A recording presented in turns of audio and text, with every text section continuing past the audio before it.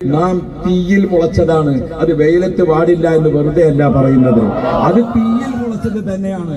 ഇന്ന് കണ്ടോ നിങ്ങൾ, അൽഹംദുലില്ലാഹ് സമസ്തയുടെ അധ്യക്ഷ പദവിയിൽ ഏറ്റവും കൂടുതൽ കാലം നിന്നുകൊണ്ട് അതിനെ ആധികാരികമായി നിയന്ത്രിച്ച നയിച്ച ഏക മഹാൻ ബഹുമാനപ്പെട്ട താജുൽ ഉലമാ അസ്സയ്യിദ് അബ്ദുറഹ്മാൻ അൽ ബുഖാരി നവ്വറല്ലാഹു മർഖദഹു വനഫഅനാ ബിഹി ഫിദ്ദാറൈൻ. ബഹുമാനപ്പെട്ട തങ്ങൾ 1989 നാം ഒരു വലിയ പ്രതിസന്ധി അഭിമുഖീകരിച്ചു.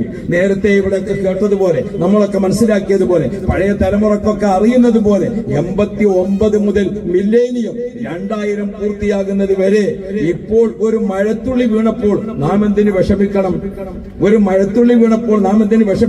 10 വർഷം ഈ പ്രസ്ഥാനത്തെ നമ്മൾ നിലനിർത്തിയത് കണ്ണീരിന്റെ മഴയിലാണ്, കണ്ണീർ മഴയിലാണ്. ഒരു സ്ഥലത്തേക്ക് നാം പ്രസംഗത്തിന് വേണ്ടി പോകുമ്പോൾ വീട്ടുകാർ ഉമ്മയും വാപ്പയും കരഞ്ഞു, മോനെ നീ ആ പ്രസംഗത്തിന് പോണോ? അവിടെ പല പ്രശ്നങ്ങളുണ്ടെന്ന് കേട്ടല്ലോ, നീ ആ പ്രസംഗത്തിന് പോണോ? നമ്മുടെ വീട്ടുകാരുടെ കണ്ണീരിന്റെ മഴയായിരുന്നു അന്ന്. ഒരു സ്ഥലത്ത് പ്രസംഗിക്കാനെത്തുമ്പോൾ അവിടെ നമ്മുടെ എത്രയോ ആളുകൾ ഒരുമിച്ച് കൂടിയിട്ടുണ്ടാവും. ആ കൂടിയിരിക്കുന്ന ആളുകൾ അവരൊക്കെ കണ്ണിൽ നിന്ന് കണ്ണുനീര്. കാരണം എപ്പോഴാണ് കല്ലേറ് വരുന്നത്, എപ്പോഴാണ് അടിപിടി നടക്കുന്നത്, എപ്പോഴാണ് ഈ സ്റ്റേജ് പൊളിച്ചു കൊണ്ടുപോകുന്നത്, അത് ഓർത്തുകൊണ്ട് കണ്ണീരിന്റെ മഴയത്താണ് ഈ പ്രസ്ഥാനത്തെ നാം വളർത്തിയെടുത്തിട്ടുള്ളത്. ഇത് നല്ല റഹ്മത്തിന്റെ മഴയാണ്.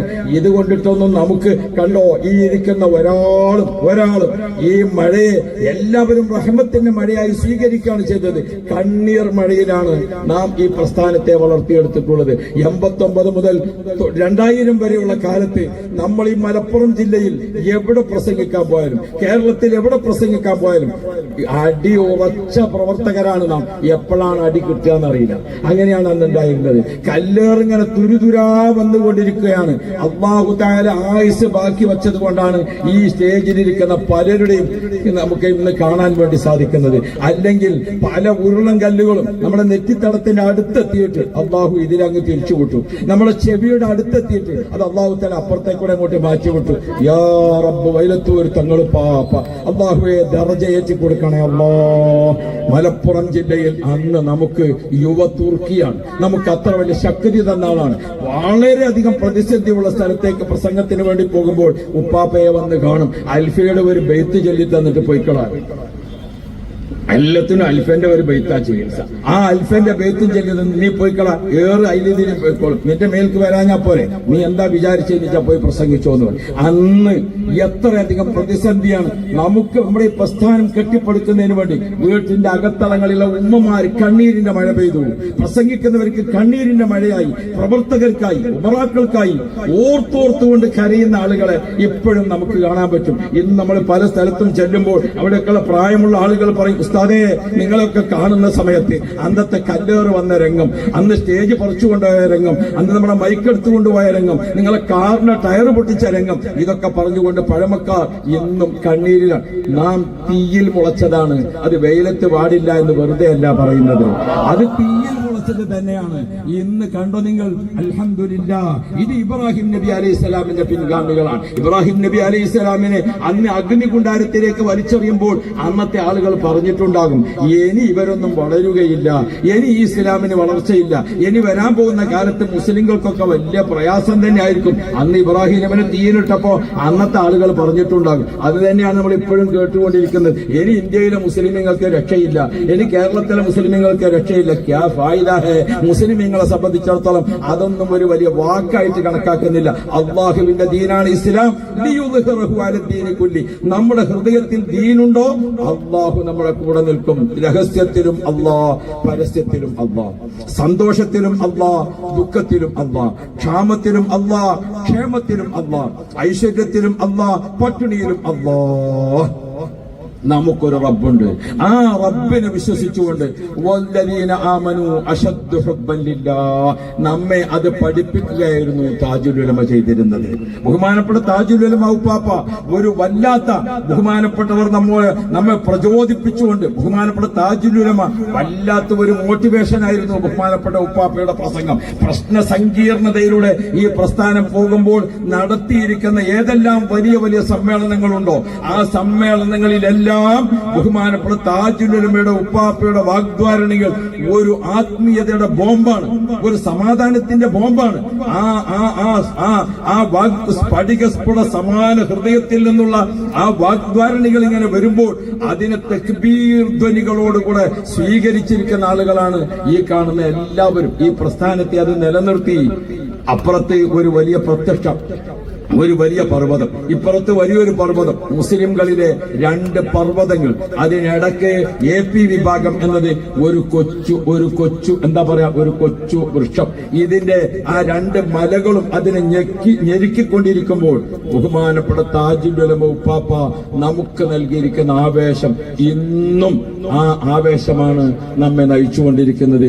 വലൗ വഹ്ദി, ഞാൻ ഒറ്റക്കാണെങ്കിലും ഒരു സമ്മേളനം ഇങ്ങനെ നടക്കുമ്പോൾ ബഹുമാനപ്പെട്ട ഉപ്പാപ്പ ഒരു വലിയ പ്രസംഗം ചെയ്തു. എല്ലാവരും അതിൽ തക്ബീർ ചൊല്ലി, തക്ബീർ ധ്വനികളെ കൊണ്ട് ഒരു തലക്കെന്ന് തക്ബീർ ഇങ്ങനെ തുടങ്ങിയിട്ട് കടലിലെ തിരമാല പോലെ ആ തക്ബീർ ഇങ്ങനെ അങ്ങോട്ട് നീങ്ങിയപ്പോൾ ബഹുമാനപ്പെട്ട ഉപ്പാപ്പ പറഞ്ഞു, തക്ബീർ പോരടാ, പോയി വോട്ട് ചെയ്യടാ എന്ന് പറഞ്ഞു. അള്ളാഹു അന്ന് അപ്പുറത്ത് അങ്ങനത്തെ ഒരു സമയമായിരുന്നു. അങ്ങനെ ആരെയും പേടിക്കാതെ ഉപ്പാപ്പ നമുക്ക് നൽകിയിരിക്കുന്ന സന്ദേശം, മുസ്ലിം ഭൂരിപക്ഷത്തിന്റെ അഹ്ലുസുന്ന വൽ ജമാഅയുടെ ഭൂരിപക്ഷത്തിന്റെ പ്രദേശമായ നമ്മുടെ മലപ്പുറത്തിന്റെ ഹൃദയത്തിൽ നമുക്ക് പ്രത്യക്ഷമായ ഒരു ശിആർ, ഈ പ്രസ്ഥാനത്തിന് ഒരു ആസ്ഥാനം വരുമ്പോൾ അതിന് അർഹതപ്പെട്ടത് താജുൽ ഉലമ ടവർ തന്നെയാണ്. അല്ലാഹുവേ, അവിടുത്തെ ദർജ വർദ്ധിപ്പിക്കണേ അല്ലാ, അവിടുത്തെ ദർജ വർദ്ധിപ്പിക്കണേ അല്ലാ, അവിടുത്തെ ദർജ വർദ്ധിപ്പിക്കണേ അല്ലാ. ഇത്രയും മഹാന്മാർക്ക് മുമ്പിൽ ഞാൻ സംസാരിക്കേണ്ടത്, പക്ഷേ കൽപ്പിച്ചപ്പോൾ സ്വീകരിച്ചുവെന്ന് മാത്രം. എനിക്ക് എന്റെ പ്രിയപ്പെട്ട പ്രവർത്തകരോട് പറയാനുള്ളത്, ഇസ്ലാം മണിയറയിൽ നിന്ന് മണിയറയിലേക്ക് വന്ന മതമല്ല. ഇസ്ലാം പട്ടുമത്തയിൽ നിന്ന് പട്ടുമത്തയിലേക്ക് പറഞ്ഞതല്ല, മറിച്ച് തീച്ചൂളയുടെ വളർന്നതാണ് ഇസ്ലാം, പ്രതിസന്ധിയിലൂടെ വളർന്നതാണ് ഇസ്ലാം. ബഹുമാനപ്പെട്ട ഇസ്ലാം പട്ടിണിയിലൂടെ വളർന്നതാണ്. ഓരോ കാലഘട്ടത്തിലെയും ചരിത്രം നോക്കിയാൽ 1000-ലധികം ആയത്തുകളിൽ അമ്പിയാക്കളുടെയും മഹാന്മാരുടെയും ഒക്കെ ചരിത്രം ഖുർആൻ ഓർമ്മപ്പെടുത്തുന്നത്. ആ ചരിത്രത്തിൽ നിന്ന് വർത്തമാനകാലത്ത് നമ്മെ അഭിമുഖീകരിക്കുന്ന ഏത് പ്രശ്നം വന്നോ ഖുർആന്റെ ഒരു ചരിത്രവുമായി ബന്ധപ്പെടുത്തിയാൽ അതിന് വ്യക്തമായ യുക്തമായ ഒരു പരിഹാരത്തിൽ എത്തിച്ചേരാൻ സാധിക്കും. അതാണ് നമ്മുടെ ചരിത്ര പിൻബലം. അതുകൊണ്ട് പ്രിയപ്പെട്ടവരെ, ഈ പ്രസ്ഥാനത്തിന് നെടുന്തൂണുകളായി നിന്ന ഏത് മഹാന്മാരുടെ ചരിത്രം നോക്കിയാലും മറ്റൊന്നും ഭയപ്പെട്ടുകൊണ്ട് ചൂളിപ്പോയവരല്ല. അതേ സമയത്ത് അവര് ഭീരുക്കളല്ല, അവരൊരിക്കലും പോക്കിരികളുമല്ല, മറിച്ച് സമാധാനത്തിന്റെ ഇസ്ലാം, അച്ചടക്കത്തിന്റെ ഇസ്ലാം, അതിന്റെ ഹൃദയാന്തർഭാഗത്ത് ഉറച്ചു വിശ്വസിച്ച മഹാന്മാർ എല്ലാവരും ഉയർത്തിപ്പിടിച്ച ഇസ്ലാം. ആ ഇസ്ലാമിനെ താജുൽ ഉലമ നമുക്ക് ഘട്ടം ഘട്ടമായി നമ്മളിലേക്ക് എത്തിച്ചു തന്നു. ഇപ്പോൾ ബഹുമാനപ്പെട്ട സുൽത്താനുൽ ഉലമ, അല്ലാഹുവേ ആഫിയത്തുള്ള ദീർഘായുസ് നൽകണേ അല്ലാ, ദീർഘായുസ് നൽകണേ അല്ലാ. ബഹുമാനപ്പെട്ട റഈസുൽ ഉലമ, ആഫിയത്തുള്ള ദീർഘായുസ് നൽകണേ അല്ലാ. ഓ പ്രിയപ്പെട്ട സഹപ്രവർത്തകരെ, നമ്മുടെ ആസ്ഥാനങ്ങളും നമ്മുടെ കേന്ദ്രങ്ങളുമെല്ലാം നാം പടുത്തുയർത്തിയത് ആരുടെയെങ്കിലും കോടികൾ നമുക്ക് ഒരുമിച്ച് ഒഴുകിയെത്തിയത് കൊണ്ട് അല്ല, നമ്മുടെ ഓരോരുത്തരുടെയും ചെവിയിൽ നിന്ന് ചെവിയിലേക്കുള്ള പ്രചരണം. അതേപോലെ നമ്മുടെ 1ഉം 2ഉം 100ഉം രൂപകൾ ഒരുമിച്ച്, അങ്ങനെയാണ് താജുൽ ഉലമ ടവറൊക്കെ ഇവിടെ പടുത്തുയർത്തിയത് ഈ മലപ്പുറം ജില്ലയിലെ പ്രവർത്തകന്മാർ. അല്ലാഹു റബ്ബി, എത്ര അധ്വാനിച്ചാണ്, എത്ര കഷ്ടപ്പെട്ടാണ്. അൽഹംദുലില്ലാ, മറ്റെല്ലാവരെക്കാളും ഇവിടെ പ്രശംസിക്കേണ്ട ഒരു വിഭാഗമാണ് ഈ താജുൽ ഉലമ ടവർ നിലനിന്നതിൽ. നമ്മുടെ വീടുകളിലൊക്കെയുള്ള ഉമ്മമാർ വീടുകളിൽ സ്ഥാപിച്ചിരിക്കുന്ന ചെറിയ ഉണ്ടിപ്പെട്ടിയിൽ ചെറിയ പൈസ സ്വരൂപിച്ച് 1ാം ഘട്ടം, 2ാം ഘട്ടം, 3ാം ഘട്ടം, ഇടക്കിടക്ക് പെട്ടിവരവ്, പെട്ടിന്ന് പേരാണ്, ആൾക്കാണ് അതിലുള്ള പൈസ. അങ്ങനെ അതിൽ കൊണ്ടുവന്നിട്ട് അൽഹംദുലില്ലാ, അങ്ങനെയാണ് ഈ താജുൽ ഉലമ ടവർ ഇവിടെ എത്തിയിട്ടുള്ളത്. ഇനിയും നമ്മുടെ 100 രൂപ, നമ്മുടെ 200 രൂപ, നമ്മുടെ 50 രൂപ, അതാണ് നമ്മുടെ ഏറ്റവും പ്രധാനപ്പെട്ടത്. ഈ സദസ്സിലുള്ള എല്ലാവരും 100 രൂപ കൊടുത്താൽ നമ്മുടെ ഒരു ഘട്ടവും കൂടി പൂർത്തിയാക്കാൻ സാധിക്കും. അല്ലാഹു നമ്മെ സഹായിക്കുമാറാവട്ടെ. ദുആ വസിയത്തോടെ അസ്സലാമു അലൈക്കും.